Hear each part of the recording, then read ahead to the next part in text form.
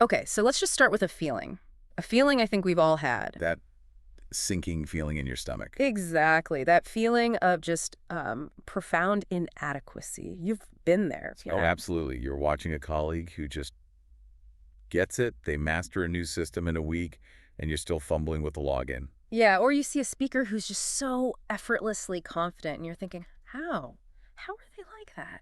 And in that moment, your brain, it it defaults to a really cruel narrative. Mm, It's that little voice that whispers, they were just born with it. yes, that's the one. The world is divided. There are the naturals on one side. And then there's the rest of us on the other just banging our heads against this glass ceiling. A ceiling that feels like it's made of something fundamental, like it's our own biology holding us back. And that's our mission today. We are going to take a scientific sledgehammer to that ceiling. I like the sound of that. We're diving deep into the research, Mm. the definitive studies on expertise, to just systematically dismantle this myth of the prodigy. And more than that, to give you a blueprint, an actual actionable plan for, well, for radical improvement. This is your masterclass in how experts are made, not born. A deep dive into deliberate practice. And to really get at the root of this myth, we have to start with the big one, the name that's basically a synonym for God-given talent. Mozart. Wolfgang Amadeus Mozart. He is the ultimate ambition killer. He really is. His story is, it's trotted out again and again as proof that genius is biological, that some people just have it. And when you look at the facts of his childhood, I mean, it's hard to argue at 4 years old, he's playing the harpsichord and the violin. Not just playing them well. And then by 5, he's composing, actually writing minuets. It's absurd. By age 6, he's on tour. Touring the royal courts of Europe. Imagine this 6-year-old kid performing for kings and queens in Munich, in Vienna. The accounts from the time are just. They're slack-jawed. They were convinced they were witnessing a miracle. How could you not be? It defies any logical explanation based on, hard work. He's 6. Exactly. But among all of those incredible abilities, there's one that really stands out. The one that seems the most impossible to teach. Absolute pitch. Perfect pitch, as most people call it.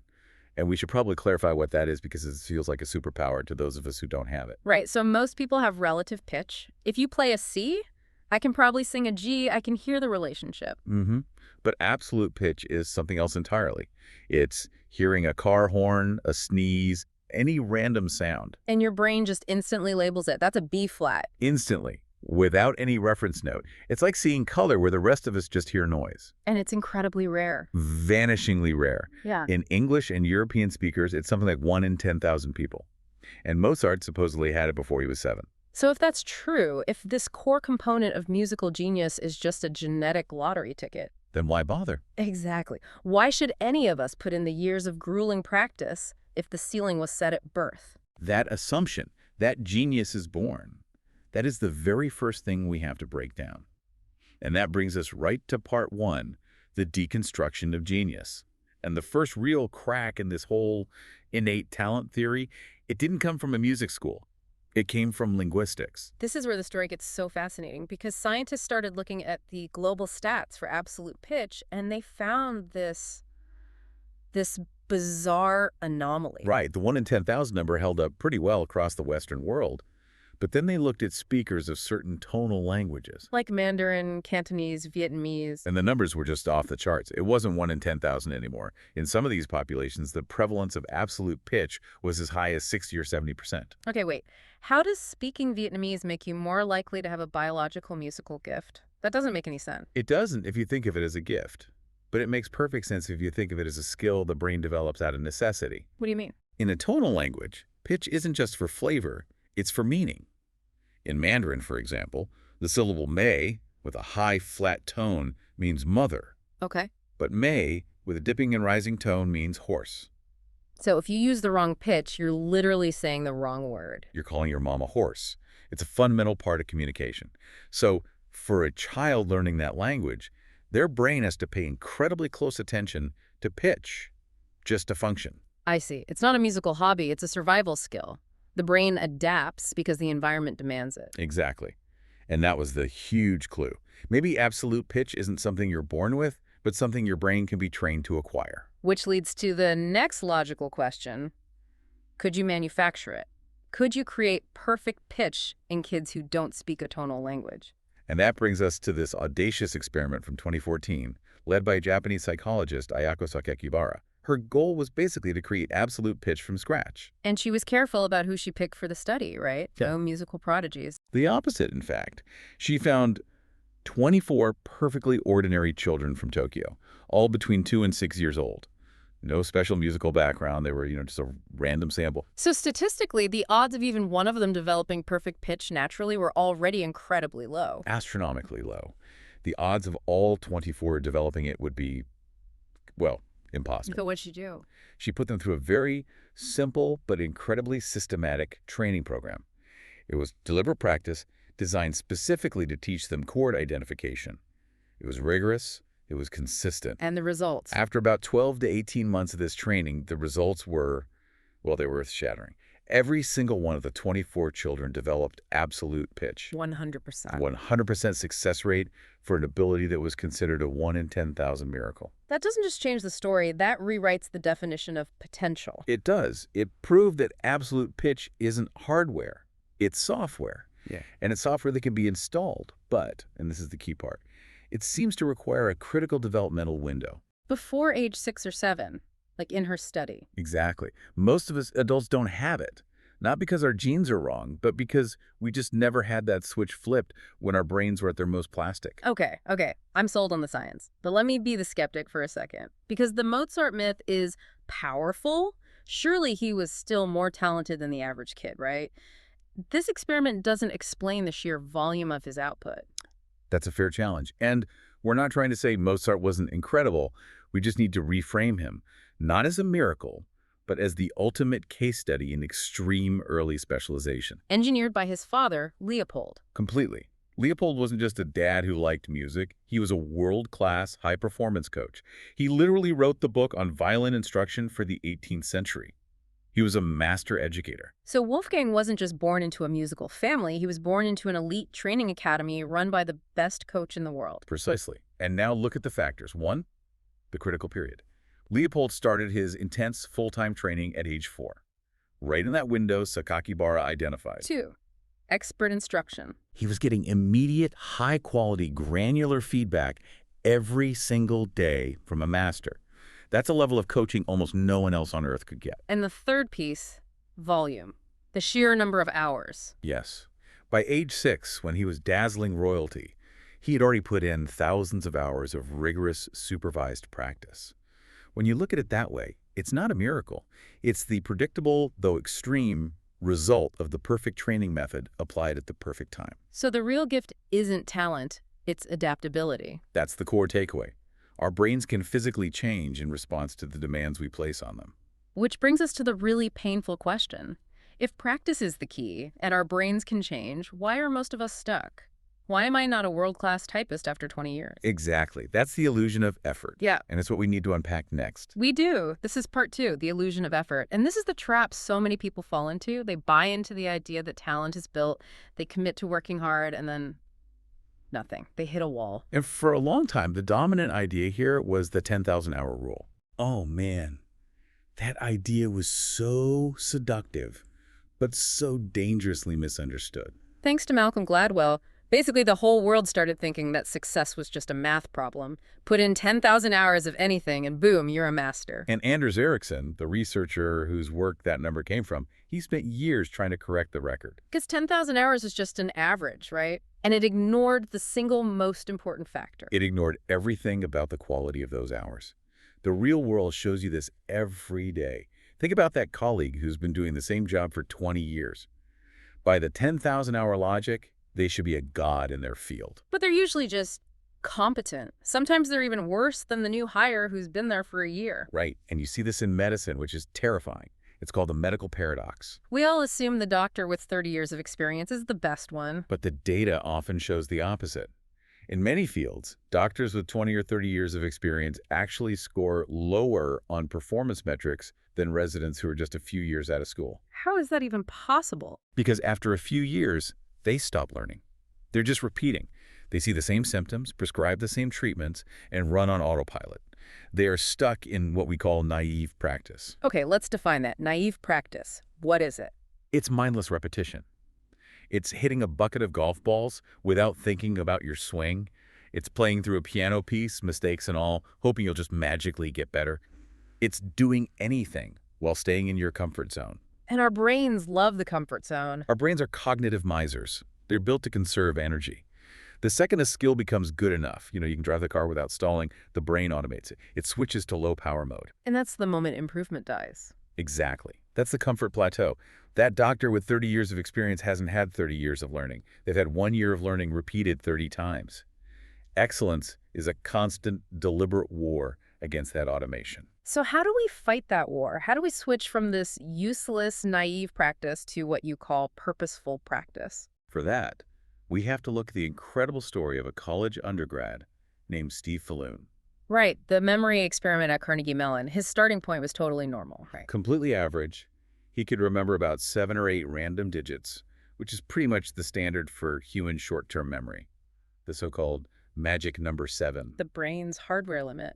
Supposedly. Yeah. But the experiment he was in was designed to be brutal. If he got the sequence right, they immediately made the next one longer. If he got it wrong, they made it a little shorter. So he was constantly being pushed right to the edge of his ability. He was constantly failing. Constantly. And that's where the magic happened. When just trying to remember failed, his brain was forced to get creative. Falloon was a competitive runner, so he started encoding the numbers as running times. Oh, interesting. So like 359 wouldn't be 3 numbers. It would become 3 minutes, 59 seconds, a good time for a mile.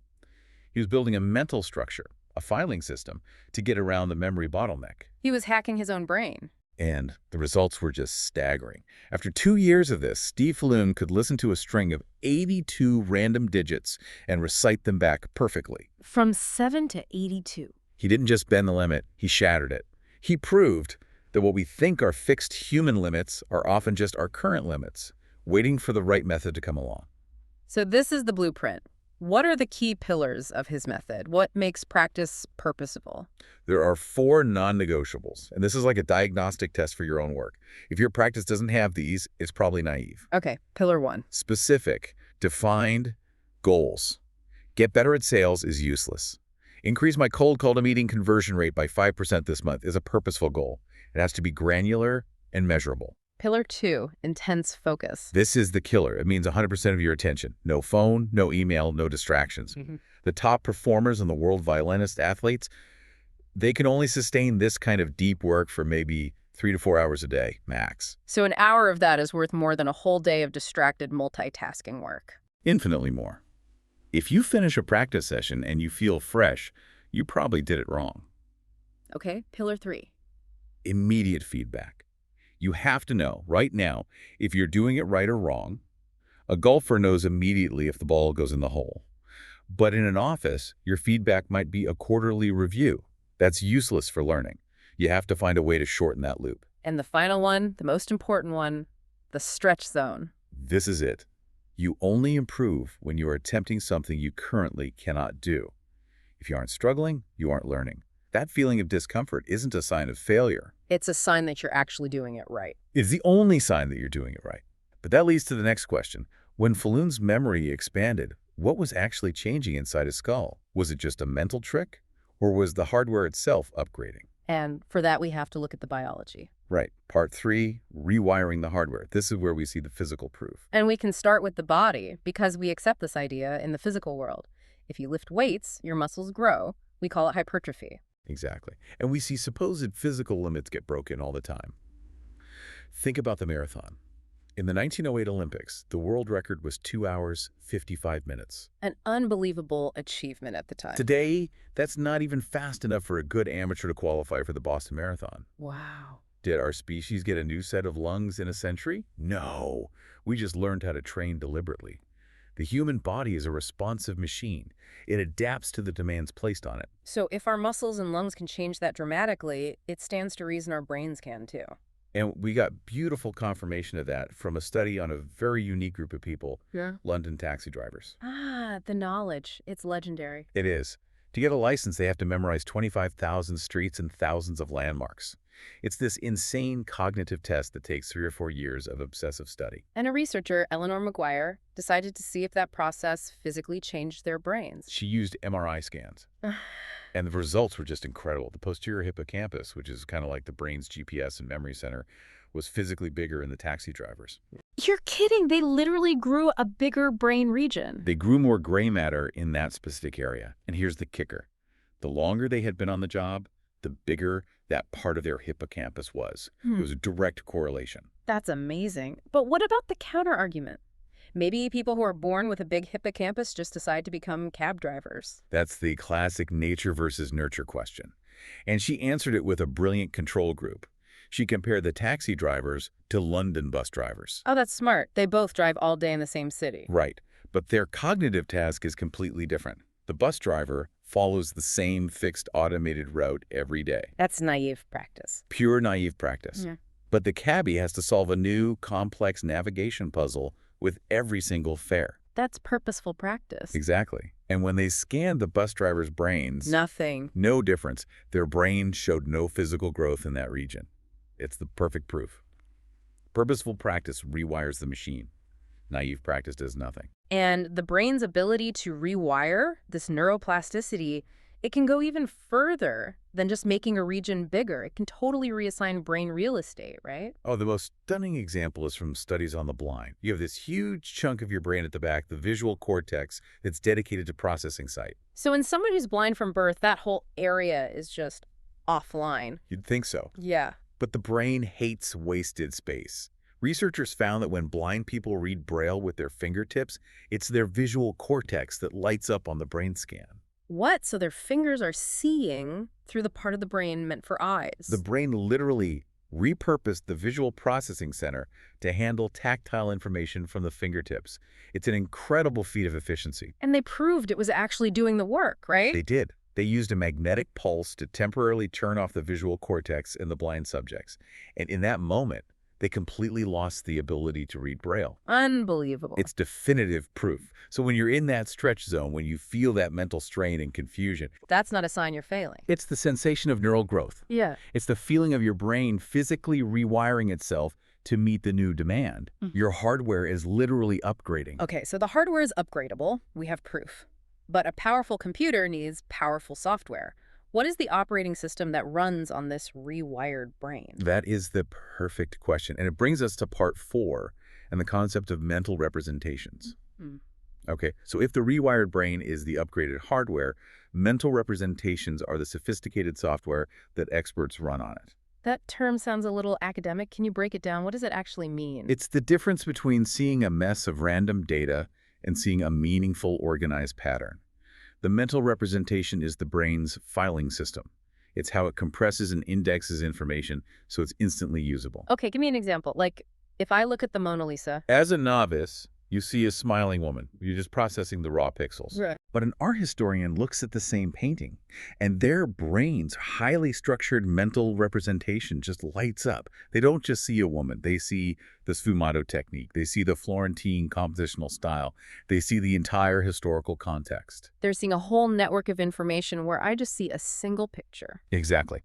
And the goal of all this deliberate practice isn't just to memorize facts.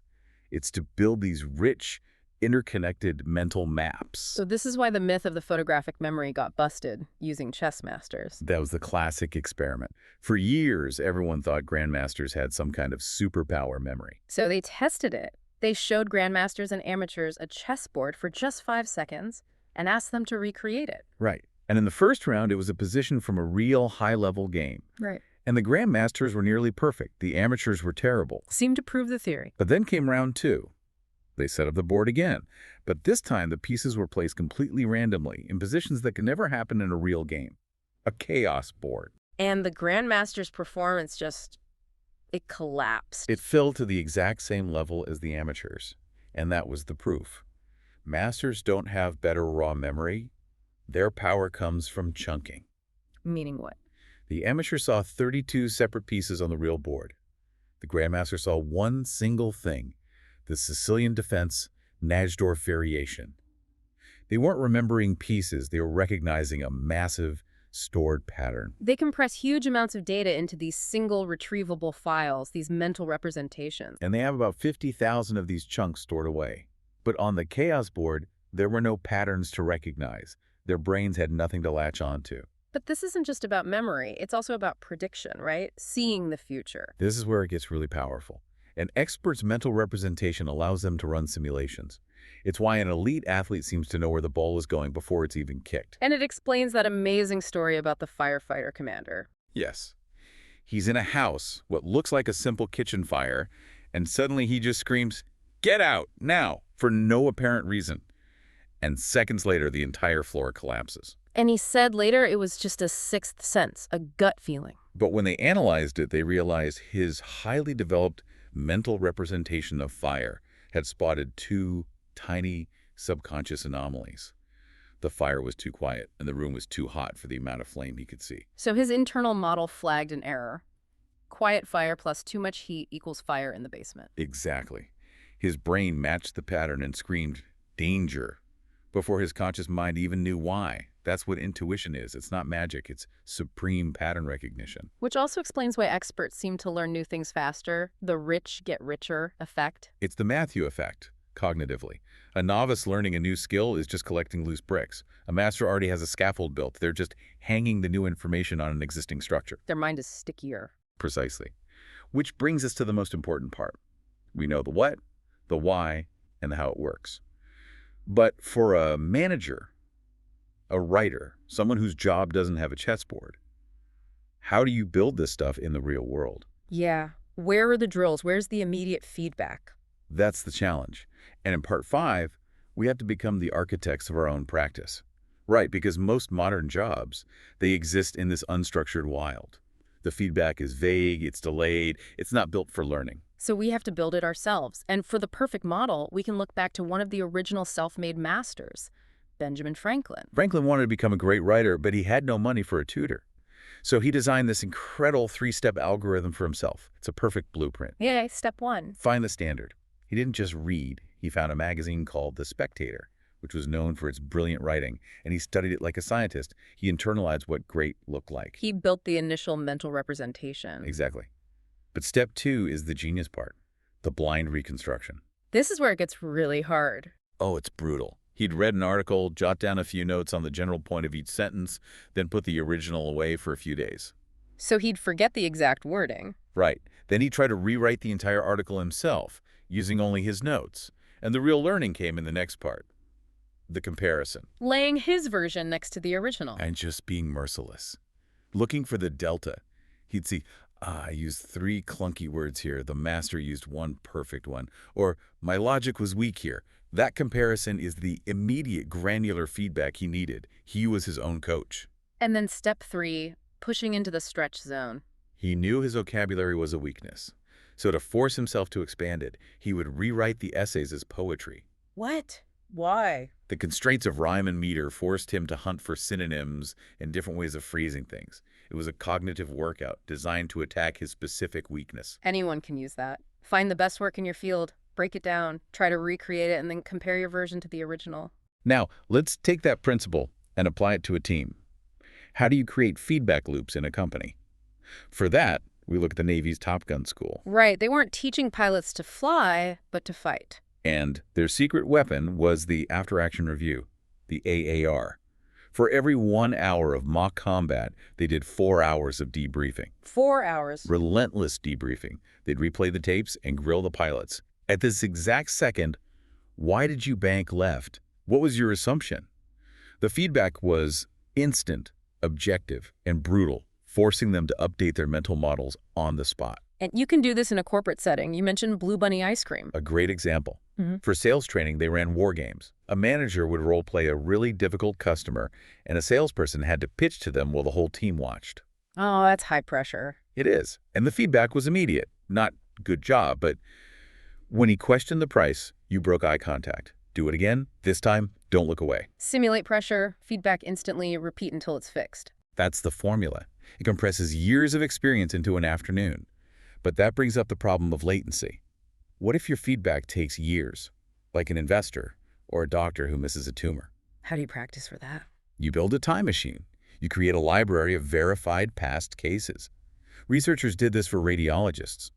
They gave them a database of hundreds of old scans where the correct diagnosis was already known. So they can make a call and get instant feedback. Exactly. They'd look at a scan, make a diagnosis, and the computer would instantly say, incorrect, the lesion was here. They could make a year's worth of confirmed mistakes and learn from them in a single afternoon. This all sounds incredibly powerful, but also just exhausting. The focus, the constant failure. How does anyone sustain this without burning out? Where's the motivation? You can't rely on willpower. It's a finite resource. Sustained practice relies on two external things that make it easier: flow and tribe. Flow, that feeling of being in the zone. It's that perfect sweet spot where the challenge is just slightly beyond your current ability. Yeah. It's not so hard that you get anxious, and not so easy that you get bored. That's the stretch zone. And when you're in it, the work itself becomes its own reward. It becomes a game. Curiosity takes over from willpower. Exactly. And the second piece is tribe. You have to find your people. A community of practice. Yes. No one does this alone. You need a group of people who are also committed to getting better. That shared peer pressure provides accountability, but more importantly, it shapes your identity. How so? You stop thinking, I'm trying to learn guitar, and you start thinking, we are guitarists. That identity drives the behavior long after your initial willpower has faded. So as we wrap this up, let's pull it all together. We started with Mozart, the symbol of divine genius, and we found the product of a demanding father and perfect timing. We looked inside the brains of taxi drivers and saw physical growth. We saw the brains of the blind literally rewiring themselves to see with their fingers. We looked at the chess master's mind and found not a magical memory, but an incredibly organized piece of software, these mental representations that turns chaos into patterns. And we landed on a practical blueprint, from Ben Franklin's self-coaching to the Top Gun debriefing rooms, a clear method for building expertise. So what's the one single liberating truth we're left with? That for almost everything that matters in our professional lives, coding, leading, writing, your biology is not the limiting factor. Your potential is not a fixed quantity. It's uncapped. It's essentially uncapped. But that comes with a pretty terrifying responsibility. It does, doesn't it? It removes the best excuse we all have. You can no longer honestly say, I just don't have the talent for this. The science says you have to say, I have not yet chosen to do the work. And that's the core of Anders Ericsson's life's work. Excellence isn't a gift given to a chosen few. It is a flame that is built and stoked and protected through deliberate, focused effort. So the map is here. Your brain is ready and waiting to rewire itself. The only question left for you to answer is intensely personal. When do you start?